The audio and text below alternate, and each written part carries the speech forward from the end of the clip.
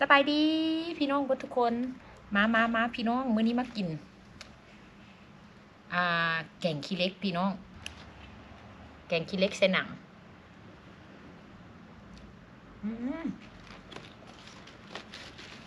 กำลังเตรียมสิไปเวียกไปงานพี่น้องซาหัวมาก็จะบ่ทันได้เป่าผมปานนี้แกงขี้เล็กใส่หนังพุ่นนะหนังงัวหนังกล้วยเกิดอยากพี่น้องแซ่บขมคักขมแน่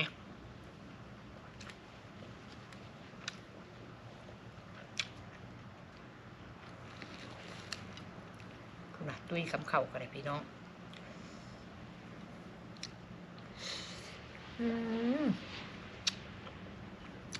แซ่บครับโดนกินเท่านึงเป็นคนที่แบบบ่มักขมปานใดแต่ว่ามันหลายเทื่อขมหลายมันก็เลยลึ่งพี่น้องเลย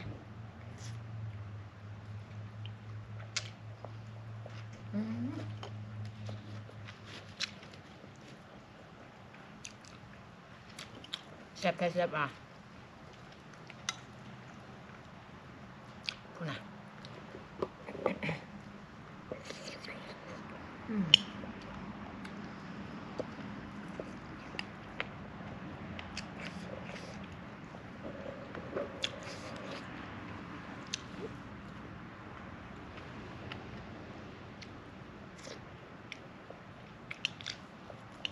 มาพี่น้องกินข้าวน้ำกันตอนสวยพี่น้องเตรียมกำลังสีแลน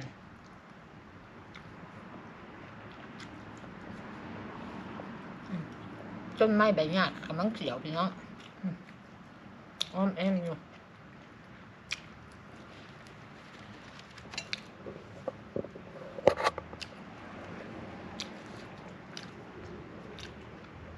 อากาศดีทางนอก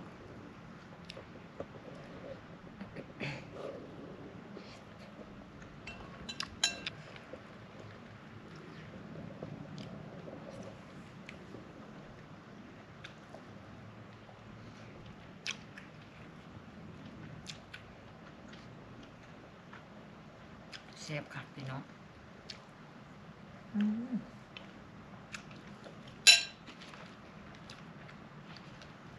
หลายปีแล้วไม่ได้กินพี่น้องแกงเล็กจะไหนว่ามาคึกอยากยังวะ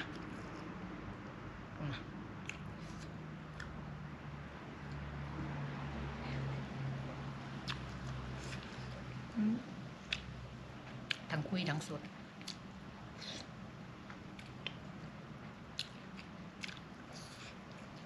ขมคัก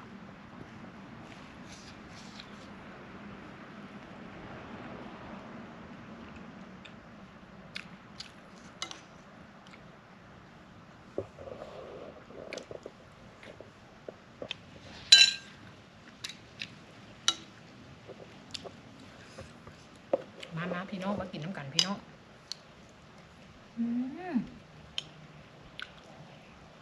แซ่บว่ะข้าวเต็มจิ๊บเกือบหมดอีกแล้วพี่น้องเลย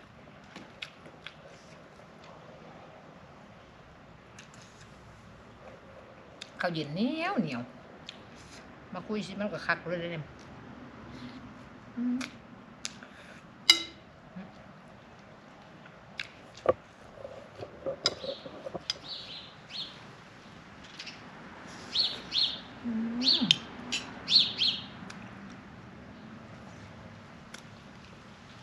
เสียงนกเสียงหนู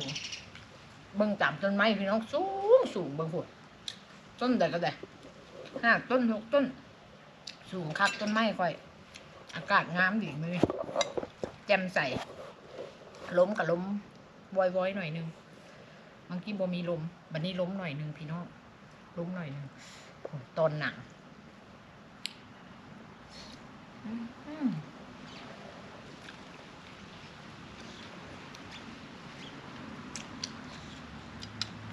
สุดยอด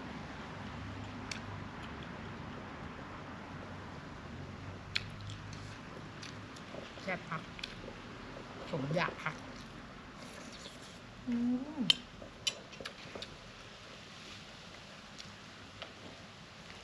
สดมันเลยรสคุยบวคักพี่น้องเอ้ยคุยกันยังเต็ดบวคักอยู่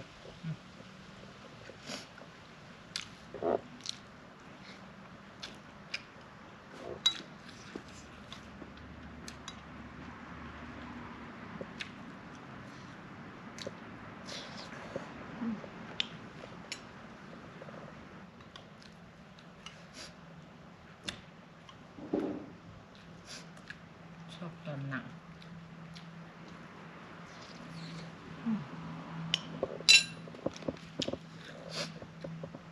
อากาศโคตรดีมาเนี่ยดีแล้วก็ดีอยู่แต่บากะกับมีห้อนอยู่หน่อยนึง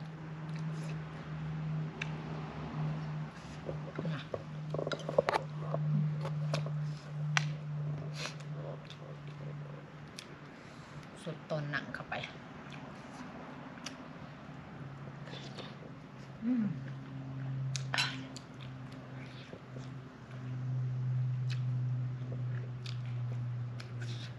แซ่บพี่น้องมากินข้าวสวยน้ำกันพี่น้องเอ้าแม่งอันนี้ปิวมา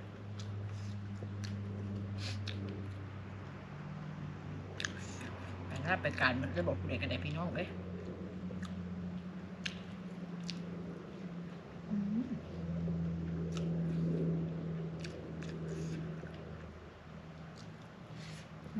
เข้ากับมิดมือ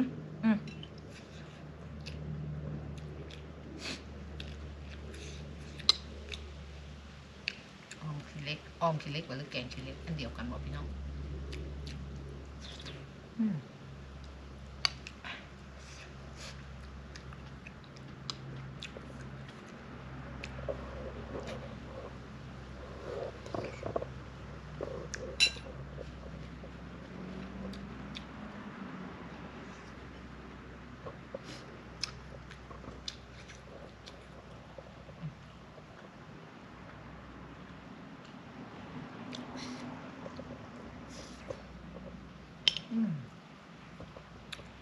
แซ่บหลาย